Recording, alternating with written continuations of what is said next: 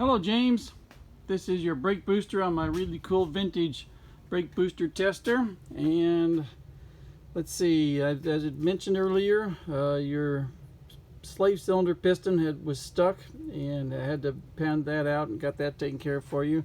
We got an exchange air filter assembly.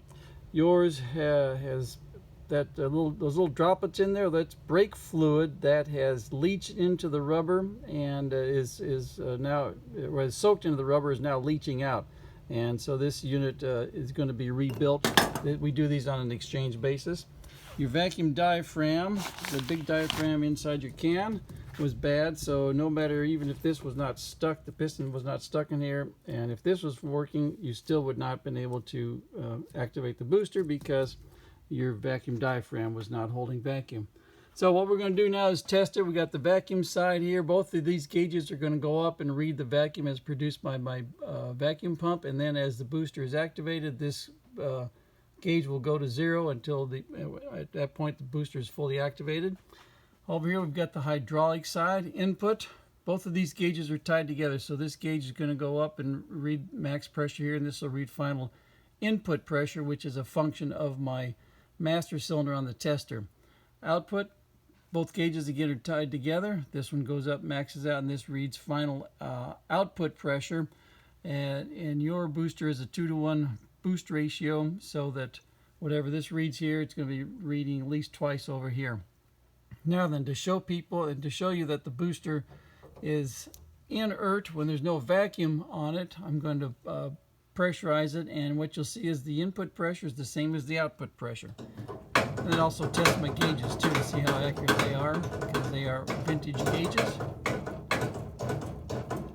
So we've got 350 in, 350 out, 350 out. So the booster is inert and inactive when there's no vacuum to it, and that's by design.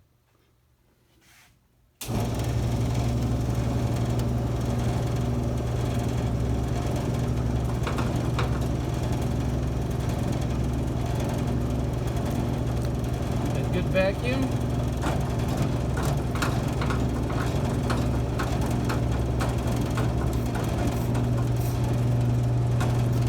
There's that booster fully activated. Now, let's come over here and watch this process. Try to keep the glare down to a minimum. There we go. Huge pressure. This thing's a monster. Look at that. Well over spec, so got some good brake booster action going on in there. Alright, now that while this is pressurized, we check for leaks at our bleed screws. You do not need to use this bleed screw when bleeding the brakes. Use this one first and then last in the process. We're checking for leaks here. Be sure to use a wrench to secure this slave cylinder while you wrench down on your fitting here, because you can overcome the clamping force of this jam nut. You can overcome the clamping force of this jam nut and rotate your slave cylinder. You don't want to do that. So just use the flats here, wrench here, and secure this unit right there. Now let's run the booster again. You can see we're dropping vacuum slowly, which is nice, holding vacuum in the can. And the machine is where the leak source is.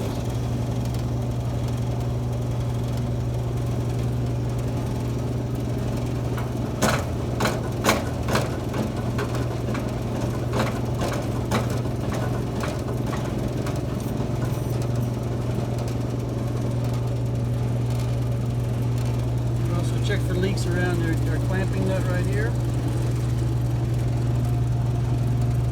Anyway.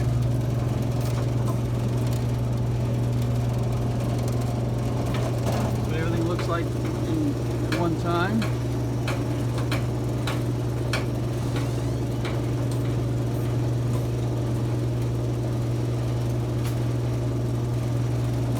There you go.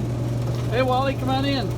I'm testing one of your I'm videoing testing your there's the man that rebuilt the unit right there, and that's how it works so well and how we are able to test these boosters.